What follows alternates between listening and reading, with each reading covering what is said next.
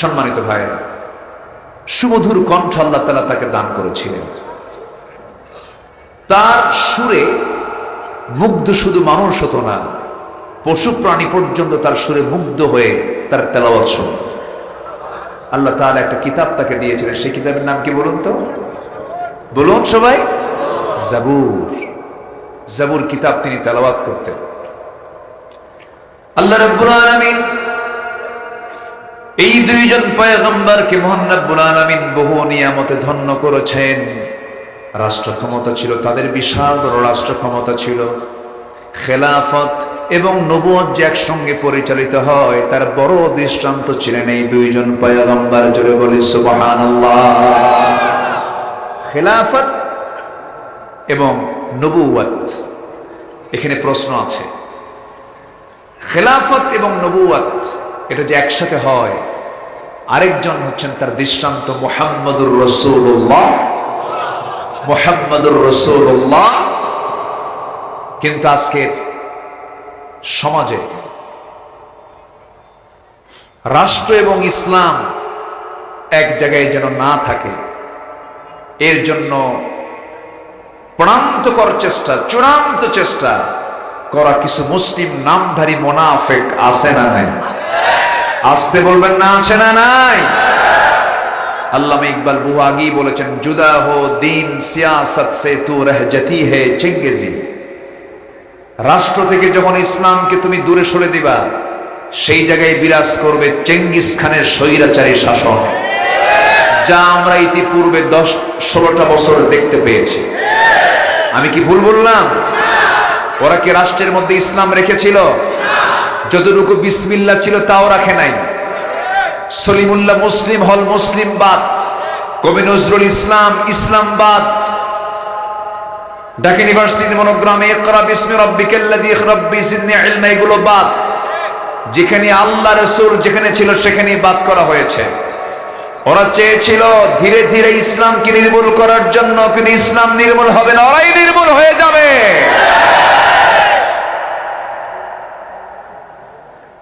সম্মানিত ভাইয়েরা, السلطان الإسلام والسلطان إخوان التوامان। ইসলাম এবং সালতানাত, রাষ্ট্র ক্ষমতা হলো যমজ দুটি সন্তানের মতো। রাষ্ট্র থেকে ইসলামকে পৃথক করার সুযোগ নেই, ইসলাম থেকে রাষ্ট্রকে পৃথক করার কোনো সুযোগ নেই। এই কনসেপ্টকে যারা বিশ্বাস করবে তারা হচ্ছে আস্তিক, তারাই হচ্ছে ঈমানি চেতনার মানুষ। আর যারা বলবে ধর্ম এক জায়গায় থাকবে, রাষ্ট্র আরেক জায়গায় থাকবে, ও হলো ভেজাল মুনাফিক। মুনাফিক মনে হয় আমার দেশে নাই? আসতে বলবেন না, আছে না নাই? দাউদ আলাইহিস সালাতু ওয়াস সালাম, সুলাইমান আলাইহিস সালাতু ওয়াস সালাম ছিলেন তার বাস্তব রূপ। নবুয়ত নিয়ে খেলাফতের দায়িত্ব পালন করেছেন তারা, আমার রাসূলও করেছেন। রাসূল শুধু ইমাম ছিলেন না রাষ্ট্রপতিও ছিলেন? বলেন বলেন বলেন। সফল ইমাম, সফল রাষ্ট্রপতি। আর আমার দেশের কিছু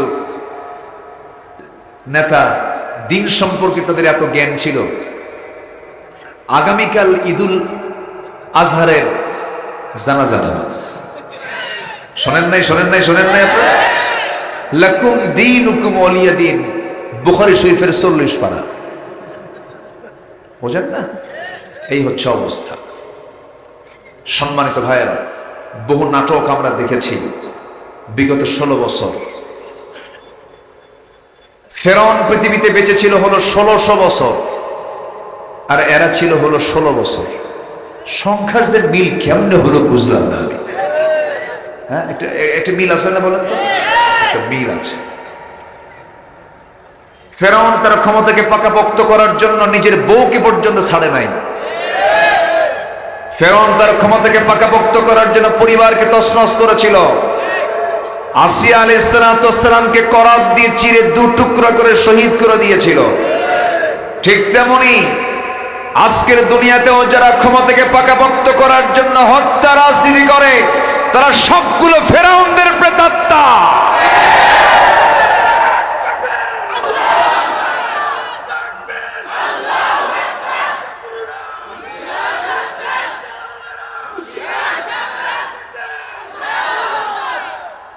দেশ স্বাধীন হয়েছে 53 বছর, 1971, 2024, 53 বছর। কেউ দেশ চালিয়েছে 25 বছর, কেউ চালিয়েছে 16 বছর, কেউ চালিয়েছে 9 বছর, মাঝখান দিয়ে মঈনুদ্দিন ফখরুদ্দিনরা কয়েক বছর। সবার নাম মুসলমান হলেও ইসলাম দিয়ে তারা দেশ চালায় নাই, ঠিক কিনা? আমাদের সব দেখা দেশ শেষ, আগামীর দেশ আমরা দেখতে চাই কোরআনের দেশ। রাজি আছেন কারা কারা? হাত উঁচু করে দেখার মুসলমান।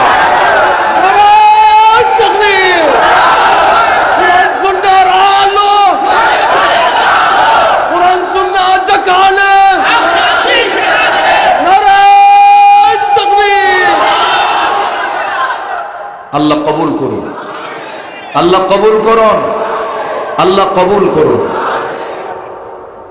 শহীদের রক্ত জমিনে আছে না নাই? আসতে বলবেন না, আছে না নাই? রক্ত ঝরালে ইতিহাস তৈরি হয়। ইতিহাস তৈরি হয়নি? তৈরি হয়েছে কিনা বলেন? আমরা ভেবেছিলাম আমাদের সন্তানরা ডিভাইস আক্রান্ত হয়ে পড়েছে, মাদকাসক্ত হয়ে পড়েছে, মনে হয় এরা আর ফিরবে না, এরা মানসিক প্রতিবন্ধী হয়ে গেছে। আমরা আমাদের সন্তান দিয়ে হতাশ হয়েছিলাম, কিন্তু ওরা যে জাতে মাতাল তালে ঠিক তা বুঝিনি। ওরা জায়গা মতো গিয়েছে, জায়গা মতো দখল করে মাত্র টাইম দিয়েছে 45 মিনিট।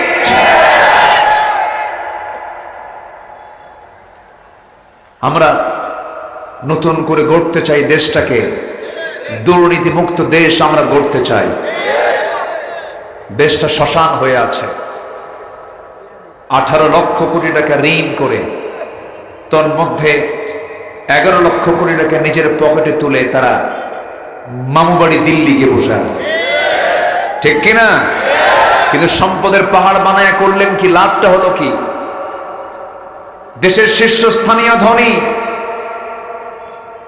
হলমার্ক শেয়ার বাজার, ব্যাংক হরিলুট করে হাজার হাজার কোটি টাকার মালিক হয়ে লাভ হলো না, শেষে মুখের দাড়িটাও কাটতে হলো।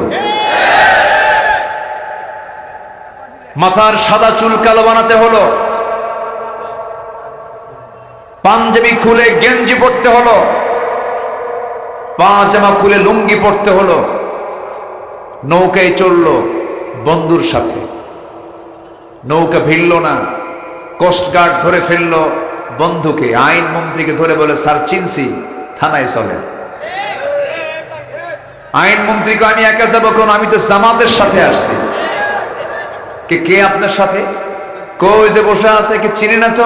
ভালো করে দেখো, ওটাই দরবেশ।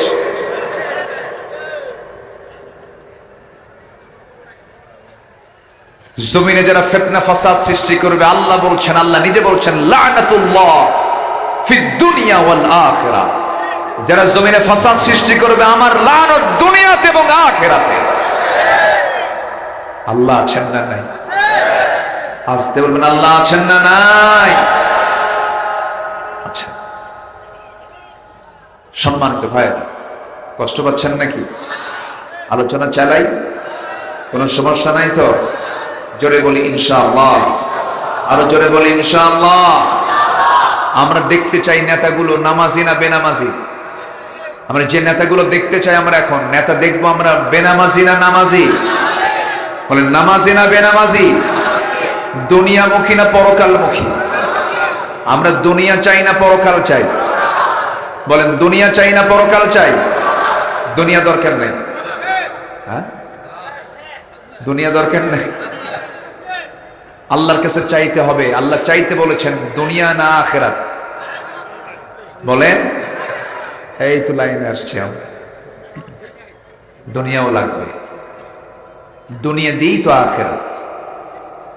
যারা পারেন ঠোঁট মিলিয়ে বলুন, রব্বানা আতিনা ফিদ দুনিয়া হাসানাতাও ওয়া ফিল আখিরাতি হাসানাতাও وقنا عذاب النار وجعلنا الجنة مع الأبرار জোরে বলুন আল্লাহু আকবার।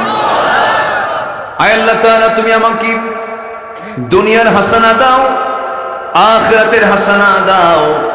দুনিয়াও দরকার, আখিরাতও দরকার। দুনিয়া যদি সুন্দর না হয়, আখিরাত কেমন করে সুন্দর হবে? এই জন্য দুনিয়ার সৌন্দর্যের দরকার আছে না নাই বলে? তবে দুনিয়াকে সুন্দর করতে হলে সুন্দর করব কি দিয়া? কোরআন দিয়ে সুন্দর করতে হবে। নিজের জীবনকে সাজাতে হবে, পরিবারকে সাজাতে হবে, সমাজকে সাজাতে হবে, রাষ্ট্রকে সাজাতে হবে। শুধু ব্যক্তিগত জীবনে ইসলাম মানলে ইসলাম মানা হয় না, ইসলামকে মানতে হবে জীবনের প্রত্যেকটি সেক্টরে সেক্টরে। আমরা কোরআনকে শুধু হাফেজের মাথায় দেখতে চাই না, শুধু কাগজের পাতায় পাতায় দেখতে চাই না। আমরা কোরআনকে দেখতে চাই ক্যান্টনমেন্টে, সচিবালয়ে, প্রশাসনে, আইন মন্ত্রণালয়ে, সব জায়গায় কোরআনকে আমরা দেখতে চাই। যদি বলে এই তোমাদের কেমন রাজনীতি, এটাই হচ্ছে ইসলামের রাজনীতি। কথা ক্লিয়ার? কথা ক্লিয়ার? আমরা প্রস্তুতি নেব আমরা আখিরাতের। জোরে বলি ইনশাআল্লাহ, জোরে বলি ইনশাআল্লাহ। রুকুর শেষ আয়াত আল্লাহ তাআলা এখানে সুন্দর করে বলছেন। সূরা সাবার দ্বিতীয় রুকুর আল্লাহ তাআলা শেষ আয়াতে সুন্দর করে বলছেন। মহান রব্বুল আলামিন বলেন, وما كان له عليهم من سلطان إلا لنعلم من يؤمن بالآخرة ممن هو منها في شك وربك على كل شيء حفيظ। জোরে বলি আল্লাহু আকবার। তাদের উপর শয়তানের কোনো কর্তৃত্ব ছিল না, তবে কে আখিরাতের প্রতি ঈমান রাখে আর কে তাতে সন্দেহ পোষণ করে তা প্রকাশ করাই ছিল আমার উদ্দেশ্য। আর তোমার রব সকল কিছুর হেফাজতকারী। সম্মানিত ভাইয়েরা, আমাদের আখিরাতের প্রতি বিশ্বাস যার যত বড় গাঢ় হবে, তার ঈমান তত মজবুত হবে। মানুষ কখনো ভালো হতে পারবে না যতক্ষণ না পর্যন্ত তার ভিতরে না থাকবে আখিরাতের ভয়। পরকালের ভয়ই একমাত্র মানুষের ভালো হওয়ার একমাত্র মাধ্যম। সে আখিরাত সবার সামনে আছে না নাই? আসতে বলবেন না, আছে না নাই? আমরা আখিরাতকে সুন্দর করব। জোরে বলি ইনশাআল্লাহ।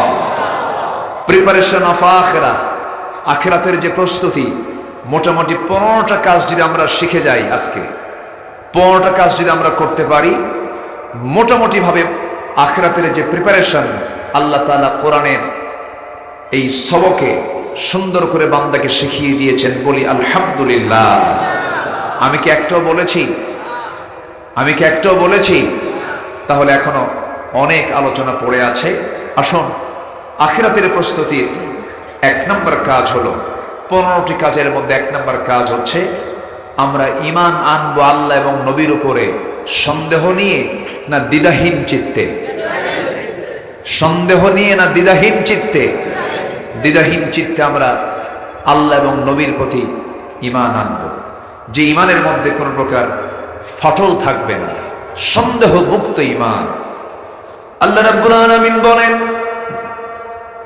ইন্নামাল মুমিনুনা আল্লাযীনা আমানু বিল্লাহি ওয়া রাসূলিহি সুম্মা লাম ইয়ারতাবু وجاهدوا بأموالهم وأنفسهم في سبيل الله أولئك هم الصادقون। জোরে বলুন আল্লাহু আকবার।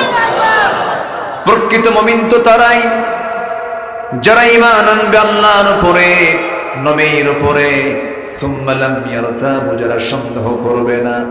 নাম্বার 2 হলো ঈমান আনার পরে তার 2 নাম্বার কাজ হলো ওয়াজাহাদু বিআমওয়ালিহিম ওয়া আনফুসিহিম ফি সাবিলিল্লাহ উলাইকা হুমুস সাদিকুন। জোরে বলুন আল্লাহু আকবার। নাম্বার 2 হলো যারা জিহাদ করবে তাদের মাল দিয়ে এবং জান দিয়ে। কার পথে? আসতে বলবেন না, কার পথে? আল্লাহর পথে যারা জিহাদ করবে, আল্লাহ বলছেন এই দুইটা কাজ যারা করবে আমি আল্লাহ তাদের ব্যাপারে খেতাব দিয়ে দিলাম, তারাই হলো সিদ্দিক। জোরে কোন সুবহানাল্লাহ।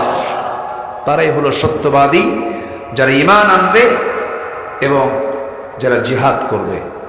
জিহাদ শব্দকে অনেকে এই শব্দকে কানে নিলেই তার নাক শিকায় তোলে, এটাকে অবহেলার চোখে দেখতে চায়। কিন্তু আমার নবীজি 23 বছরের নবুয়তি জিন্দেগি যদি রিসার্চ করা হয়, শেষ 10 বছরের এই দীর্ঘ সময় তার যুদ্ধ পরিচালনা করতে হয়েছে 86টা। কয়টা বলেন তো? 86টা। গড়ে প্রতি বছরে 8 থেকে 9টা যুদ্ধ আমার নবীজির পরিচালনা করতে হয়েছে। আমার নবীজি দিন চলেছে ঘোড়ার পিঠে, রাত কেটেছে হলো জায়নামাজে। নবীজির মাথা থেকে পা পর্যন্ত এমন কোন জায়গা নাই যে জায়গা দিয়ে আমার নবীজির দেহ থেকে রক্ত ঝরে নাই। আল্লাহু আকবার বলবেন না? এমন কোন জায়গা নাই। নবীজি জিহাদের ময়দানে গিয়ে কোমর হারিয়েছেন। খন্দক তার জীবন্ত সাক্ষী। নবীজি জিহাদের ময়দানে গিয়ে দাঁত হারিয়েছেন। মৃত্যুর দিন পর্যন্ত আমার নবীজি দুটো দাঁত ছাড়া কথা বলেছেন। সামনের দুটো দাঁত ছিল না। রাসূল যখন মারা যাবেন কোমর সোজা করে দাঁড়াতে পারছেন না। রাসূল বলছেন, আয়েশা, খন্দকে কোমর হারাইছে, আমি দাঁড়াতে পারতেছি না। দিন কায়েমের জন্য যদি বিশ্ব নবীর কোমর হারাতে হয়, দিন কায়েমের জন্য যদি বিশ্ব নবীর মুখের দাঁত হারাতে হয়, সেই দিন কায়েমের জন্য জান মাল দিতে সবাই রাজি আছেন তো? আল্লাহ কবুল করুন, আল্লাহ কবুল করুন। আমার নবীজি যখনই জিহাদের ডাক দিয়েছেন, সাহাবীরা কি দেরি করেছেন? আসতে বলবেন, দেরি করেছেন? আমাদের সমাজে বহু লোক আছে, যত রক্ত লাগে দেব, প্রয়োজনে লোক পাঠাবো, আমি যাব না। কি আছে না নাই? বলেন তো, আছে না নাই? আমার নবীজি সবার পেছনে না, সবার আগে। নেতার গুণ তো এমনই হতে হবে। আমার নবীজি যেই সময়ে ডাক দিয়েছেন, শুধু ডাকতে দেরি হয়েছে, যেতে দেরি হয় নাই। বদর যুদ্ধের দিকে তাকান, উহুদ যুদ্ধের দিকে তাকান। একটা যুদ্ধের কথা আজকে মনে পড়ে গেল। আমার নবীজি যতগুলো যুদ্ধ পরিচালনা করেছেন, জিহাদ পরিচালনা করেছেন, এর মধ্যে সবচাইতে ক্রিটিক্যাল যুদ্ধের ময়দান ছিল মুতার যুদ্ধ। রাহমাতুল্লাহি ওয়া বারাকাতুহু।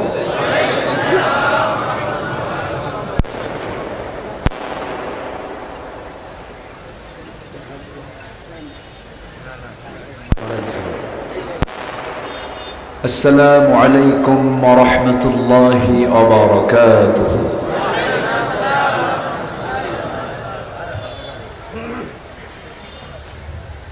إن الحمد لله الأكرم الذي خلق الإنسان وكرم وعلمه من البيان ما لم يعلم.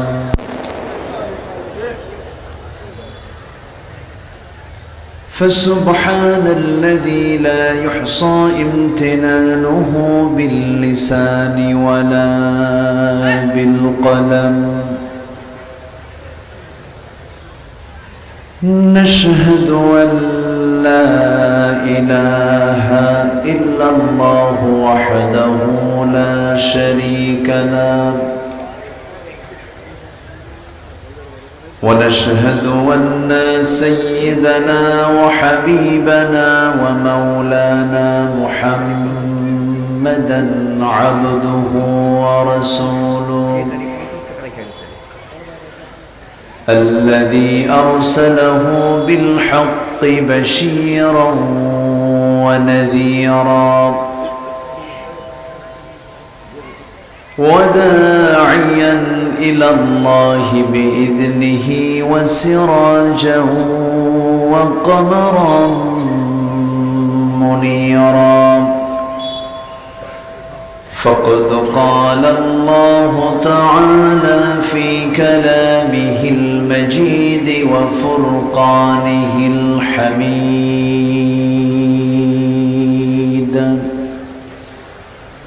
أعوذ بالله من الشيطان الرجيم بسم الله الرحمن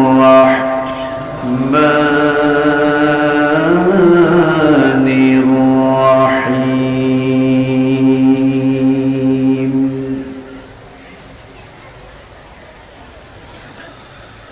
ولقد آتينا داود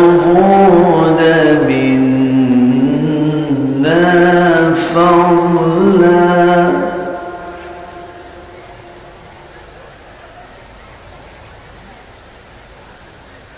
يا جبال أوبي معه والطير وألنا له الحديد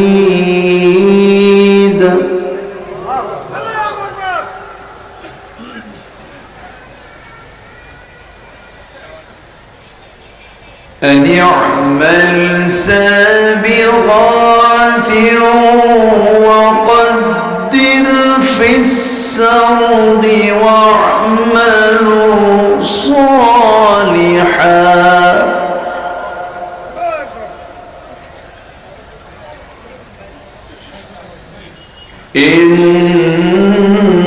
إني بما تعملون بصير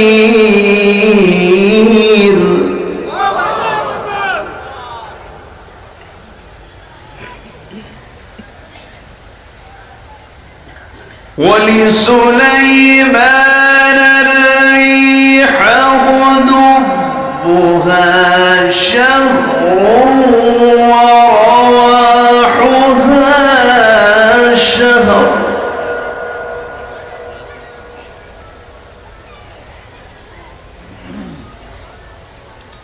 وأسلنا له عين القطر ومن الجن من يعمل بين يديه بإذن ربه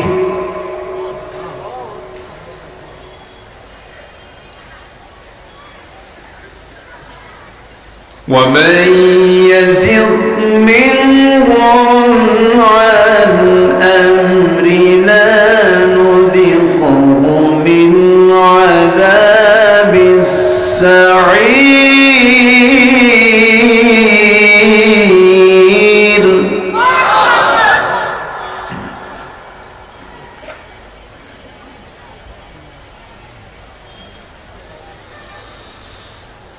الله أكبر بسم الله الرحمن الرحيم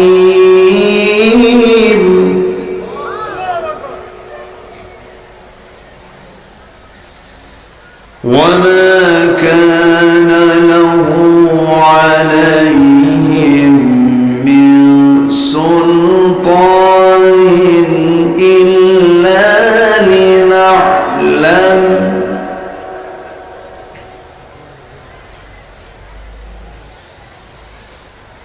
إلا لنعلم من يؤمن بالآخرة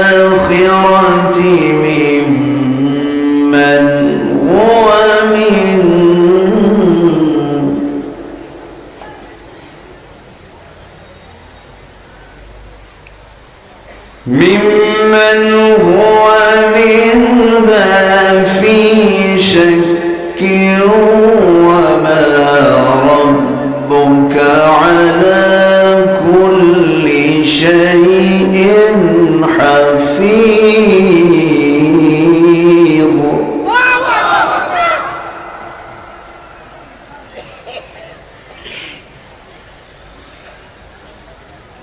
الله أكبر بسم الله الرحمن الرحيم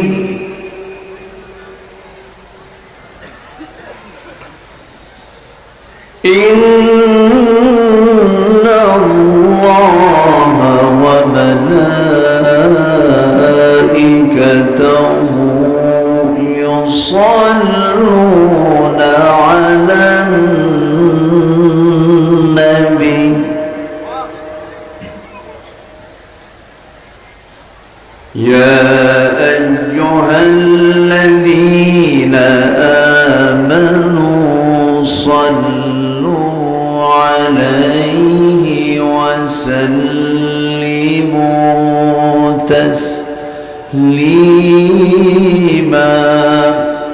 اللهم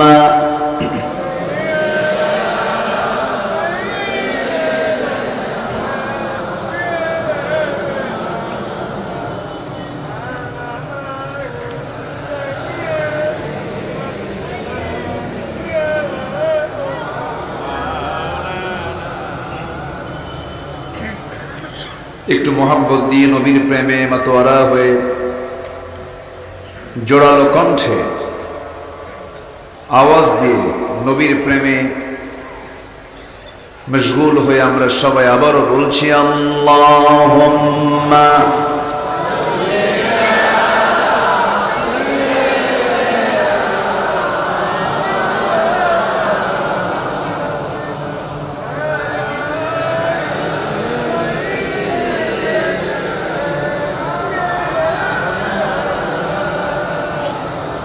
সবাই বলুন বালাগাল উলা বিকামালিহি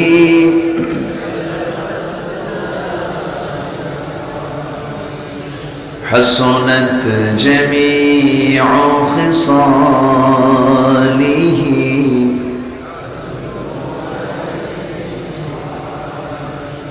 সিরাজুল মিল্লাত তুমহি فخر دو عالم دلبار مولاه شريف الأنبياء نسخا كل أديان دغره بلغ العلا كشف التجى بجماله حصلت جميع خصاله سلوا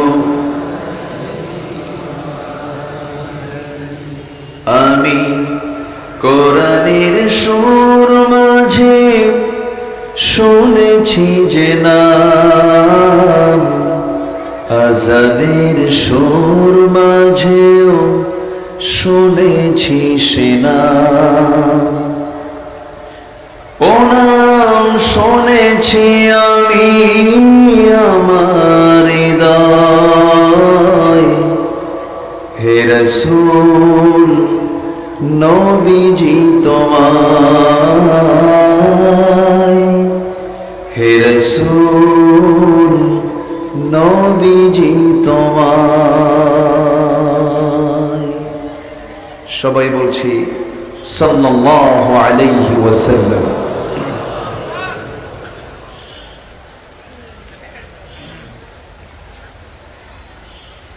ঢাকা অঞ্চলের বৃহত্তর ঢাকা অঞ্চলের গাজীপুর জেলার কালীগঞ্জ উপজেলার চুপাই উচ্চ বিদ্যালয় মাঠে অনুষ্ঠিত মাহফিল ইন্তেজামিয়া কমিটি কর্তৃক আয়োজিত গোটা দেশের বৃহত্তম অন্যতম 11 দিন ব্যাপী 29তম তাফসীরুল কোরআন মাহফিল 2024 11 দিন ব্যাপী এই মহৎ আয়োজনের সমাপনী দিবসে সম্মানিত সুযোগ্য সভাপতি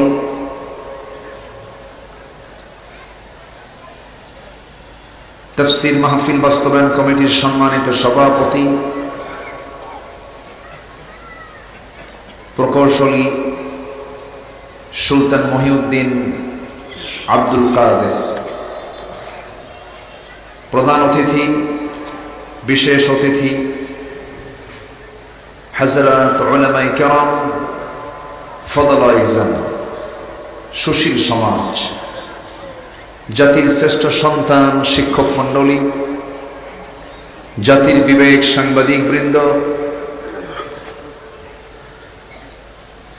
আজকের মাহফিলের প্রধান আকর্ষণ যাদেরকে নিয়ে আজকের এই সাজানো গোছানো বর্ণাঢ্য আয়োজন, কালেমার ঝান্ডাবাহী, তাওহীদের পতাকাবাহী, দ্বীন ইসলামের নরশারদুল বীর মুজাহিদ, প্রাণ প্রিয় সম্মানিত দ্বীনি ভাইরা, আড়ালে বসে আছেন শ্রদ্ধেয়া সম্মানিতা মা বোনেরা।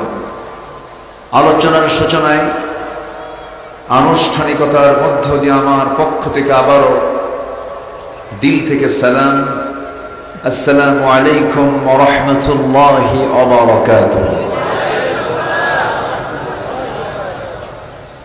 সালামের জবাব এত মানুষ একটু দুর্বল মনে হলো, ভিজা ভিজা মনে হলো।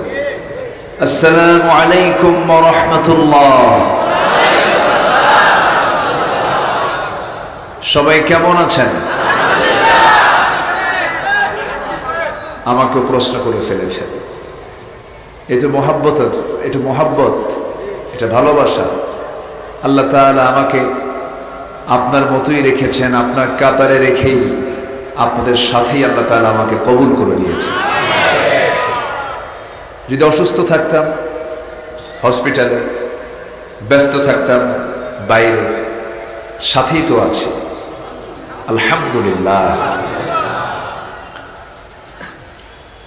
তবে 5 অগস্টের পর থেকে মানসিক যে একটা প্রশান্তি, এই প্রশান্তি আমি আমার জীবনে পাই নাই। আমার মাহফিল অঙ্গনের 26 বছর, এর 16 বছর কেটেছে বিপরীত স্রোতে। আমাকে চরম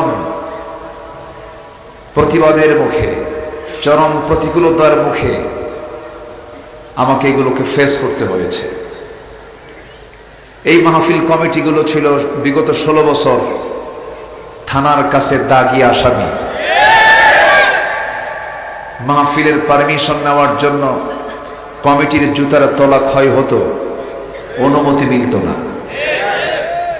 মাহফিল হবে, অমুক বক্তা হবে না, অমুক বক্তা হবে, মাহফিল হবে না, অমুক অতিথি থাকলে মাহফিল হবে না, পোস্টারে এই নাম দিল কেন, মাহফিল হবে না।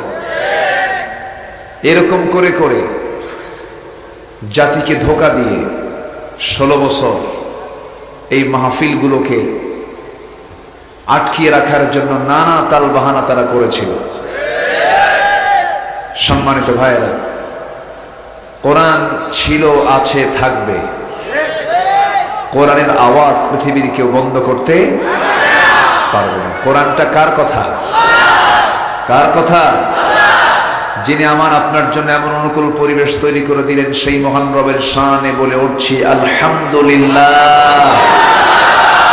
চিৎকার মেরে বলছি আল্লাহুম্মা ইন্নী আসআলুকা আল হুদা ওয়াত তুকা ওয়াল আফাফা ওয়াল গিনা। সবাই বলি আল্লাহুম্মা আইন্নি আলা যিকরিকা ওয়া শুকরিকা ওয়া হুসনি ইবাদাতিকা। আমরা আল্লাহ তাআলার শুকর আদায় করে নিলাম। সম্মানিত হাজিরিন, দেশে মাহফিল গোটা দেশের বিভিন্ন প্রান্তরে মাহফিল হয়, কিন্তু এই যে দীর্ঘ মেয়াদী একই জায়গায় এত লম্বা সময় মাহফিল, কিছু মাহফিল আমি লক্ষ্য করেছি। যেরকম এবছর আমি চট্টগ্রামে লোহাগড়ার একটা মাহফিল আমি করেছি, 19 দিন ব্যাপী তাফসীর মাহফিল। তার একদিন আমি ছিলাম চুনতির মাহফিলটা। এরপরে আমার চোখে পড়েছে ভোলাতে একটা মাহফিল হয় 14 দিন ব্যাপী। এরপরে আমি লক্ষ্য করছি এই মাহফিলটা একটা লম্বা সময় ধরে অনুষ্ঠিত হয়। আল্লাহ তাআলা এই মাহফিল যারা শুরু করেছেন আজ পর্যন্ত আছেন এবং যারা কবরবাসী হয়েছেন, আল্লাহ তাআলা সকলকে এর উত্তম জাযায়ে খায়ের দান করুন। জোরে বলি আল্লাহুম্মা আমিন। সম্মানিত হাজিরিন, দিন যায় রাত আসে, রাত যায় সপ্তাহ আসে, সপ্তাহ যায় মাস আসে, মাস যায় বছর আসে, বছর যায় যুগ আসে। এই করতে করতেই জীবনের আয়ু ফুরে গিয়ে ফিরে যেতে হয় কার কাছে? আসতে বলবেন না, কার কাছে? আল্লাহর কাছে। পূর্ব দিগন্তে সূর্য ওঠা যেমন সত্য আমরা মনে করি, ঠিক তেমনি মৃত্যুর মধ্য দিয়ে আমাকে মুখোমুখি হতে হবে কার কাছে? এটাও সত্য। আল্লাহর সামনে আমাকে দাঁড়াতে হবে। হাসর নামে আল্লাহ তাআলা একটা সূরা নাজিল করেছেন। আল্লাহ তাআলা ওয়ানাহশুরুহুম, আমি তাদের সবাইকে একত্রিত করব। এটা কার কথা? আল্লাহর কথা। কিন্তু প্রশ্ন হলো, সে আল্লাহর কাছে আমি কি নিয়ে যাচ্ছি? আমার আমল নামা, আমার আমলের ঝুড়িটা কি? আমি কি নিয়ে যাচ্ছি? এটাই হলো সবচাইতে বড় বিষয়। সম্মানিত ভাইরা, সম্মানিত উপস্থিতি, 11টি দিন ব্যাপী তাফসীর মাহফিলের শেষ রজনী আজকে। আমার আগে প্রতি রাত যারা কথা বলেছেন, আমি বলতে পারি যে বিচক্ষণ, বিদগ্ধ, বড় বড় স্কলার তারা এখানে কথা শেষ ক্লাসটা নেওয়াটা খুব যে সহজ তা কিন্তু না। কিন্তু আল্লাহ তাআলা এই নগণ্য গোলামকে এই কয়েকটা বছর ধরে শেষ দিনের দায়িত্বটি আমার কাঁধে পড়েছে। এই কদিন যাবৎ আমরা যে কথাগুলো শুনলাম, আল্লাহ প্রত্যেক আলোচকের মুখনিসৃত বাণী যা আমরা শুনেছি কোরআন হাদিস থেকে, আল্লাহ তাআলা আমাদেরকে আমলে নিয়ে আসার তৌফিক দান করুন। জোরে বলি আল্লাহুম্মা আমিন। আজকে আমার ভাগে পড়েছে কোরআন, এই মাহফিল আবার ধারাবাহিকভাবে চলছে। এই মাহফিল সবার জন্য একটা করে রুকু বরাদ্দ করে দেওয়া হয়েছে। আজকে আমার ধারাবাহিকতায় সূরাতুস সাবা থেকে 10 থেকে 21 নম্বর আয়াত, এই রুকু থেকে আমার কিছু কথা বলতে হবে। কারণ তাদের একটা পরিকল্পনা হচ্ছে এই আলোচনার মধ্য দিয়ে যেন আমরা একটা খতম যেন দিতে পারি। এত সুন্দর তাদের এই পরিচ্ছন্ন চিন্তা। আল্লাহ, তুমি এই চিন্তা যারা করেছেন, এই চিন্তার উত্তম জাযা তুমি তাদেরকে দিয়ে দাও। জোরে বলি আল্লাহুম্মা আমিন। সম্মানিত ভাইরা, আমি যেখান থেকে তেলাওয়াত করেছি সেই সূরার নাম হলো সূরাতুস সাবা। সাবা মিন হচ্ছে ইয়েমেন, প্রেজেন্ট ওয়ার্ল্ডের যে ইয়েমেন, এটাই হচ্ছে সাবা। আগে সাবা রানী বিলকিসের নাম সবাই শুনেছি না আমরা? এই একটা সূরাতুস সাবা। আমার আগে এক রুকুর আলোচনা আমার আগের মেহমান করেছেন। আল্লাহ তাআলা সূরাটা শুরু করেছেন তার প্রশংসা দিয়া। কার প্রশংসা? আসতে বলুন, প্রশংসা কার? আবার কোরআন শুরু হয়েছেও কার প্রশংসা দিয়া? আল্লাহর প্রশংসা দিয়া। সূরাটা নাযিল হয়েছে মক্কায়। কোথায় বলেন তো? মক্কায়। আয়াতের সংখ্যা হলো 54, রুকুর সংখ্যা হলো 6। এই মোটামুটি সূরার একটা ধারণা আমি দেওয়ার চেষ্টা করলাম। শাব্দিক অনুবাদ হয়তো আমি ফুল করতে পারবো না, সে সময়টাও নাই। আমি এটার একটা ভাবার্থ আমি দেওয়ার চেষ্টা করছি। আল্লাহ তাআলা যেখানে যে কথা বলেছেন সকল কথার শেষ ফিনিশিং দিয়েছেন হলো আখিরাত। বলেন তো, কি বলেন তো? আখিরাত। গোটা কোরআনে আল্লাহ তাআলা যত কথা বলেছেন সকল কথাকে যদি আপনি ভাগ করে নেন তাহলে 1/3, 3/1 কথা আছে হলো আখিরাত নিয়ে। কি নিয়ে বলেন? এবং সবচেয়ে বড় সময় দুনিয়া না আখিরাত? বলেন বলেন বলেন, দুনিয়া না আখিরাত? আখিরাত। বিশাল টাইম। দুনিয়া তো পার হবেই, ক্ষণকাল। এটা এখন আছি, কিছুক্ষণের পরেই নাই, অথবা আজ আছি কাল নাই। কিন্তু মরে যাওয়ার পরে ওই পরকাল যে আসবে, যার শুরু আছে এই বিশ্বাস যার আছে তার হলো, সে হচ্ছে মুমিন। সে কি বলেন? মুমিন। আর যদি কেউ মনে করে খাওয়া দাওয়া ফুর্তি করো, দুনিয়াটা মস্ত বড়, মরে গেলে হাড্ডি, ছিঁড়ে গেলে তেনা, নগদ জাপাও হাত পেতে নাও, বাকির খাতায় শূন্য থাক, দূরের বাদ্য কিলাপ শোনে, মাঝখানে যে বেজায় ফাঁক, আনসিন ইজ নাথিং, যা দেখি না বিশ্বাস করি না, এমন নাস্তিক্য চেতনার মানুষ আমার দেশে আছে না নাই? আসতে বলবেন না, আছে না নাই? তো আমি তেলাওয়াত দিয়ে আমি এই রুকুর কিছু হক আদায় করেছি, জাস্ট একটা ভাবার্থ দিয়ে আমি আমার মূল পয়েন্টের দিকে আস্তে আস্তে চলে যাব। এই রুকুতে আল্লাহ তাআলা কোন দিকে ইঙ্গিত করেছেন? আল্লাহ তাআলা দুজন নবীর নাম এখানে নিয়ে এসেছেন। দুজন নবীর নাম, একজন হচ্ছেন বাবা, আরেকজন হচ্ছেন সন্তান। দাউদ আলাইহিস সালাতু ওয়াস সালাম হচ্ছেন কি? বাবা। আর সুলাইমান কে? বলেন, ছেলে। জ্ঞানী বেশি কে? বলেন। প্রশ্নটা খুব ক্রিটিক্যাল করে ফেললাম। বাবা বিচার করতেন, ছেলে মাঝপথে ধরে ফেলতেন, বলতেন আব্বা এটা তো হয়নি, এটা এইরকম হবে। কিন্তু সম্মান মর্যাদা কার বেশি, সন্তানের না বাবার? বাবার মর্যাদা বেশি না? বেশি। পৃথিবীতে সবচেয়ে বড় শাসক ছিলেন সুলাইমান আলাইহিস সালাতু ওয়াস সালাম। আল্লাহু আকবার বলেন। যিনি আজ থেকে 4000 বছর আগে বিমানে চড়েছেন। কত হাজার বছর আগে? সেই সময় কি বিমান ছিল সচরাচর? কল্পনাই করা যেত না। পৃথিবীর যত আধুনিকতা, পৃথিবীর যত সভ্যতা, সকল সভ্যতা আধুনিকতার অগ্রনায়ক হচ্ছেন আল্লাহর নবীরা। আল্লাহু আকবার বলেন। কিন্তু এখন এটা চিন্তাই হয়ে অন্যদিকে চলে গেছে।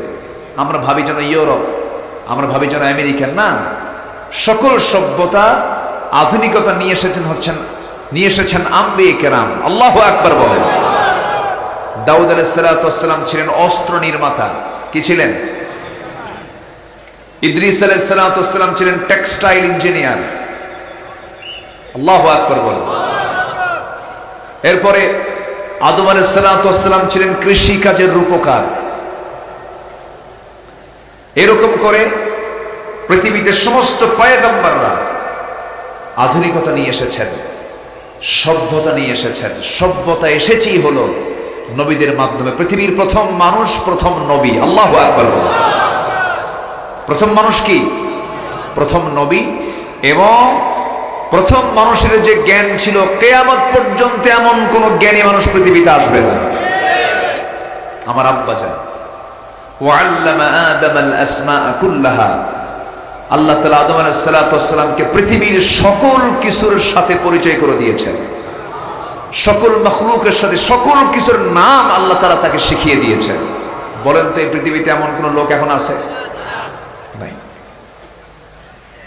সম্মানিত ভাইরা, দাউদ আলাইহিস সালাতু ওয়াস সালামকে আল্লাহ তাআলা বিশাল একটা নিয়ামত দিয়েছিলেন, যেখান থেকে আমি তেলাওয়াত দিয়ে শুরু করেছি।